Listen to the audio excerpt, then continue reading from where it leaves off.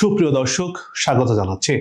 মধ্যপ্রাচ্যের রণক্ষেত্র এখন দাবার চালের মতো বদলে যাচ্ছে সামরিক সমীকরণ। পারস্য উপসাগরে মার্কিন রণতরী ইউএসএস আব্রাহাম লিঙ্কনের উপস্থিতি কেবল উত্তেজনায় বাড়ায়নি, বরং উন্মোচিত করেছে এক ভয়ঙ্কর বাস্তবতাকে। গোয়েন্দা প্রতিবেদন ও সামরিক বিশ্লেষকদের দাবি, ইরানের ভান্ডারে এখন মজুত রয়েছে প্রায় 10,000-এর বেশি বিধ্বংসী মিসাইল। একদিকে হোয়াইট হাউসের সামরিক হুঁশিয়ারি, অন্যদিকে তেহরানের অত্যাধুনিক মিসাইল ভান্ডারের হুঙ্কার। বিশ্লেষকরা বলছেন, কেবল শক্তি প্রদর্শন নয়, বরং এই অঞ্চলে আধিপত্যের লড়াইয়ে এখন স্নায়ুযুদ্ধ চরম পর্যায়ে। ইরানের শক্তির পরিমাণ করে কেঁপে উঠেছে আমেরিকাও। এবার যুক্তরাষ্ট্রের বোমা এখন খামেনির হাতে। কিন্তু কিভাবে সম্ভব হলো এটি? এসব খবরের বিশ্লেষণ নিয়ে সাজিয়েছি এবারের পর্ব। বিস্তারিত থাকছে প্রতিবেদনে।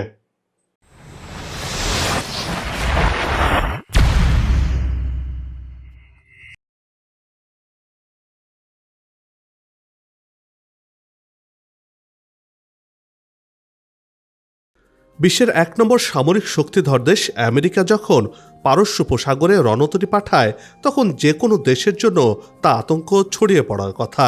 কিন্তু ইরান এখানে ব্যতিক্রম। ওয়াশিংটনের সামরিক হুমকির মুখেও তেহরানের অবিচল অবস্থান বিশ্বজুড়ে জন্ম দিয়েছে নানা প্রশ্নের। কিসের সাহসে বা জোরে মহাপ্রতাপশালী আমেরিকার বিরুদ্ধে দাঁড়ানোর সাহস দেখাচ্ছে ইরান? এতে করে এই অঞ্চলে কেবল শক্তি প্রদর্শন নয়, বরং আধিপত্যের লড়াইয়ে এখন স্নায়ুযুদ্ধ চরম পর্যায়ে পৌঁছে গেছে।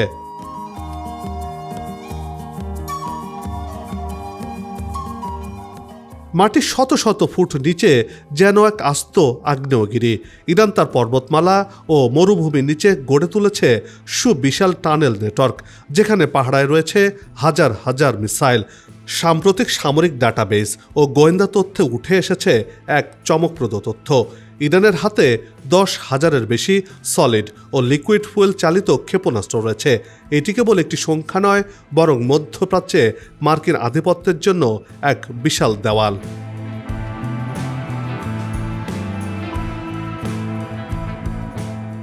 ইরানের এই 10,000 মিসাইলের মধ্যে সবচেয়ে আতঙ্কের নাম হলো ফাতা-2 হাইপারসনিক মিসাইল। শব্দের চেয়েও 15 গুণ বেশি গতিসম্পন্ন এই ক্ষেপণাস্ত্র যে কোনো আকাশ প্রতিরক্ষা ব্যবস্থাকে খেলনা বানিয়ে মুহূর্তেই গুঁড়িয়ে দিতে পারে। রয়েছে 2,000 কিলোমিটার পাল্লার খুররাম শাহ, যে মিসাইলে 1,500 থেকে 800 গ্রাম ওয়ারহেড বহনে সক্ষম। সেই সাথে রয়েছে সলিড ফুয়েল সমৃদ্ধ মিসাইল সেজ্জিল, যা মাত্র কয়েক মিনিটের প্রস্তুতি নিয়ে নির্দিষ্ট গন্তব্যে আঘাত হানতে সক্ষম এবং মুহূর্তেই সবকিছু ধ্বংস করে ফেলতে পারে এই মিসাইল।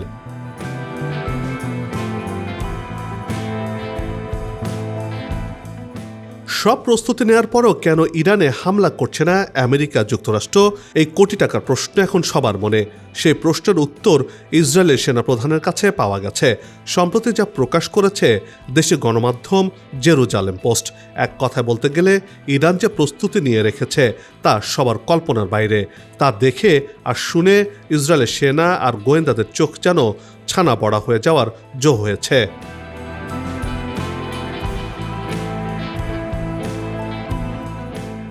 খোদ ইসরায়েলি গণমাধ্যমটি বলছে 2027 সালের মধ্যেই ইরানের সামরিক ভান্ডারে যুক্ত হবে 10,000-এর বেশি ব্যালিস্টিক ক্ষেপণাস্ত্র। এই সম্ভাবনায় নতুন করে আতঙ্ক ছড়িয়েছে ইসরায়েলে।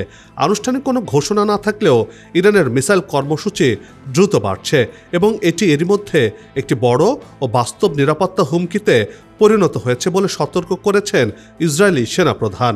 মধ্যপ্রাচ্যের আকাশে অদৃশ্য এক ঝড় বইছে, যে ঝড়ের নাম মিসাইল। আর সেই ঝড়ের কেন্দ্রবিন্দু ইরান। দেশটির সামরিক বহরে প্রতি মাসে যুক্ত হচ্ছে 300টি হাইপারসনিক মিসাইল। এই হিসাবকে ঘিরেই এখন কাঁপছে তেল আবিব থেকে জেরুজালেম এবং ওয়াশিংটন। ইসরায়েলের chief of general staff lieutenant general Yale Jamir স্পষ্ট করে জানিয়েছেন, ইরান তার ব্যালিস্টিক মিসাইল প্রোগ্রাম দ্রুত সম্প্রসারণ করেই চলেছে, যা ইসরায়েলের জন্য একটি বড় ধাক্কা এবং ক্রমবর্ধমান নিরাপত্তার জন্য হুমকি। সরকারিভাবে ইসরায়েল প্রতিরক্ষা বাহিনী বা আইডিএফ কোনো নির্দিষ্ট সংখ্যক ঘোষণা না করলেও আন্তর্জাতিক সামরিক বিশ্লেষকদের মূল্যায়ন আরও ভয় ধরাচ্ছে। তাদের মতে 2027 সাল থেকে 2028 সালের মধ্যে ইরানের মিসাইল সংখ্যা 6,000 থেকে 10,000-এর বেশি হতে পারে। এতেই ভয়ে কাঁপছে ইসরায়েলি সেনারা, কারণ একসঙ্গে এত বিপুল সংখ্যক ক্ষেপণাস্ত্র ঠেকানোর জন্য প্রস্তুত নয় ইসরায়েলের আকাশ প্রতিরক্ষা ব্যবস্থা, আয়রন ডোম, ডেভিড স্লিং বা অ্যারোর মতো প্রযুক্তি। বিশ্লেষকদের ভাষায় এটি হতে পারে একটি ওভারলোড সিনারিও, যেখানে চাপে পড়তে পারে নেতানিয়াহুর দুর্ভেদ্য প্রতিরক্ষা ব্যবস্থাও। এরই মধ্যে মধ্যপ্রাচ্যের সবচেয়ে বড় ব্যালিস্টিক মিসাইল ভান্ডারের মালিক ইরান।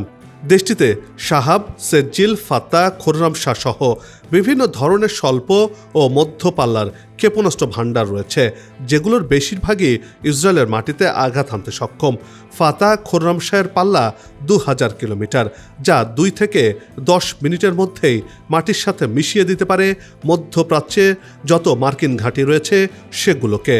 ফলে ইসরায়েল আশঙ্কা করছে শুধু ইরান নয়, লেবাননের হিজবুল্লাহ, গাজার হামাস বা ইয়েমেনের হুতিদের মতো আঞ্চলিক মিত্রদের মাধ্যমেও এই মিসাইল সক্ষমতা ব্যবহার করতে পারে ইরান।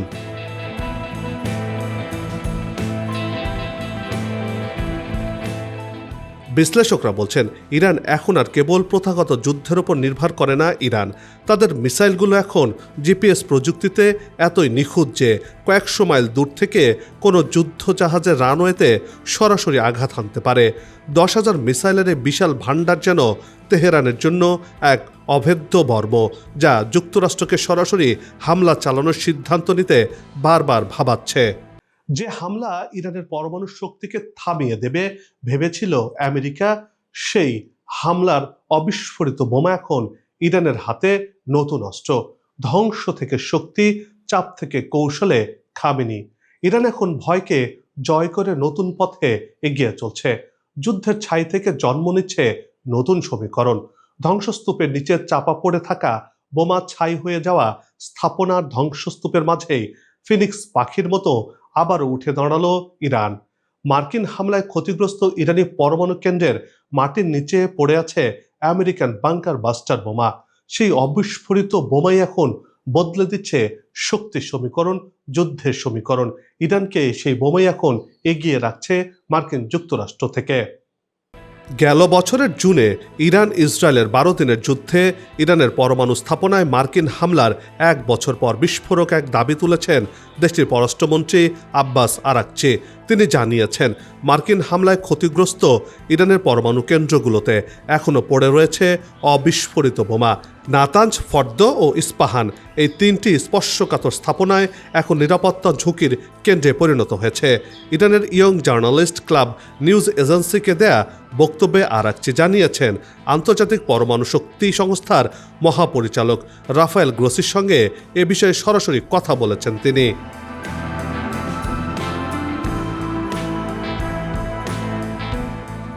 আরাকচি জানিয়েছেন, অবিস্ফোরিত বোমার উপস্থিতি এবং অন্যান্য অমীমাংসিত নিরাপত্তা ঝুঁকি থাকার কারণে পরিদর্শনের আগে একটি সমঝোতা ও প্রোটোকল তৈরি করা জরুরি। এই শর্ত পূরণ না হলে কোনো আন্তর্জাতিক পরিদর্শন সম্ভব নয় বলে স্পষ্ট জানিয়ে দেন তিনি। বিশেষজ্ঞদের মতে আমেরিকার জন্য এখানে সবচেয়ে বড় কৌশলগত ঝুঁকি। এই অবিস্ফোরিত বোমাগুলো ইরানের হাতে পড়লে সেগুলো বিশ্লেষণের সুযোগ তৈরি হবে বলে মনে করছেন তারা, যাকে বলা হচ্ছে রিভার্স ইঞ্জিনিয়ারিং। ফলে অস্ত্রটি কিভাবে কাজ করে, কোন উপাদান ব্যবহার করা হয়েছে, কোথায় দুর্বলতা, সব কিছুই বুঝতে পারবে ইরান।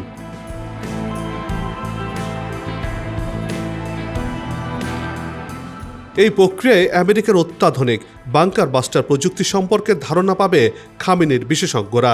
ভবিষ্যতে নিজেদের প্রতিরক্ষা ব্যবস্থা আরও শক্তিশালী করা বা একই ধরনের প্রযুক্তি উন্নয়নের ক্ষেত্রেও এটি কাজে লাগাতে পারে।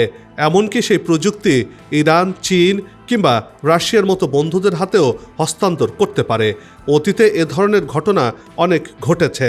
বিশ্লেষকদের মতে এটি শুধু সামরিক লাভ নয়, বরঞ্চ কূটনৈতিকভাবেও চাপ সৃষ্টি করা যেতে পারে বা করা যায়।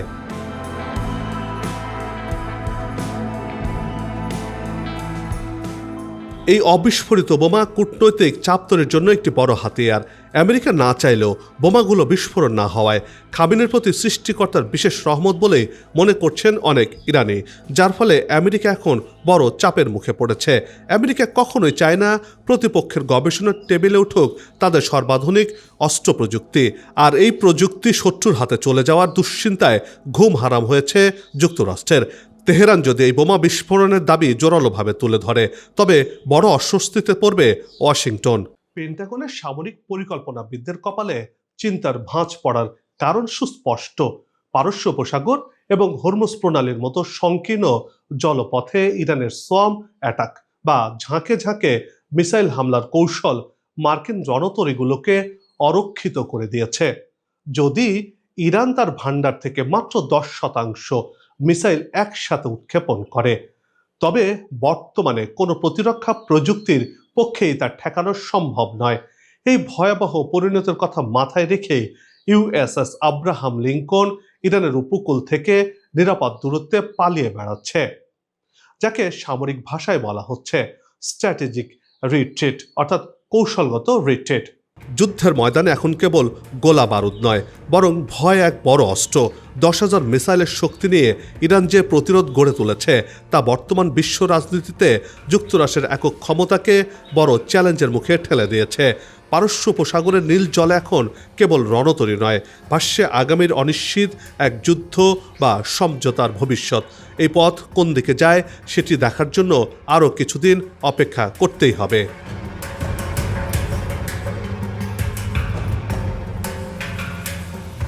দর্শক, ইরান এবং যুক্তরাষ্ট্রের প্রতিটি উত্তপ্ত পরিস্থিতির মুহূর্তের খবরের ওপর আমাদের নজর রয়েছে, তাই এসব খবরের সর্বশেষ বিশ্লেষণমূলক তথ্য জানতে আমাদের সাথেই থাকুন। সবার সুস্বাস্থ্য কামনা করে আজকের বিশেষ এই প্রতিবেদন শেষ করছি। আগামীতে আবারও হাজির হব নতুন কোনো খবর আর তার বিশ্লেষণ নিয়ে। নিজে ভালো থাকুন, দেশকে ভালো রাখুন। ধন্যবাদ।